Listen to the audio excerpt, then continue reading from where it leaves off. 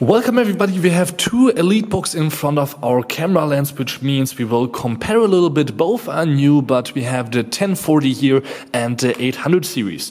Now what's the main difference is that we have here a full metal body, but more ports and a little bit easier to access for everything on the 800 series. On the outside they look a little bit similar, except for here this nice little line, which is I guess the antenna to get just better reception from the outside. So let me put both 14 inches on top of each other, and we will also see that in terms of slimness, obviously the 1000 series is slimmer, but you can see that in terms of ports there's a few differences. Like for example, we have a full network port on the 800 series. Here we need to do that with a little adapter, but the adapter will be inside the box with the 1040. Otherwise 4G capability here, which is not available on the 1040 as far as I know, and instead of a display port we have here an HDMI, which is quite nice. On the back, not much of a difference, just the hinges.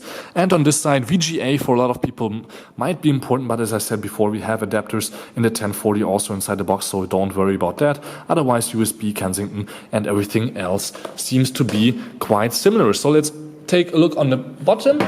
Full metal body here also with a lot of screws, and then we have plastic on the 800 series here, also a lot of screws, so not that big of a difference.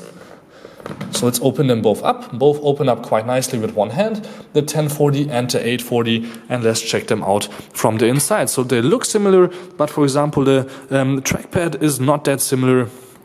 You can see too, it has more of a Apple premium look with the fingerprint reader here, also the fingerprint reader optional, and otherwise the keyboard seems to be exactly the same, except for here this little nipple that a few people might use. Both have the option to use the touch screen, but these are both non-touch, and you can select different resolutions for both, so don't ask me about that. Also we have Bang & Olufsen sound in the 1040, which this one probably doesn't have because it doesn't say it, but both are prototypes and both will just come out in January. So thank you much for tuning in. This was just a really short hands-on. Till next time, peace and then again, and thank you much for watching.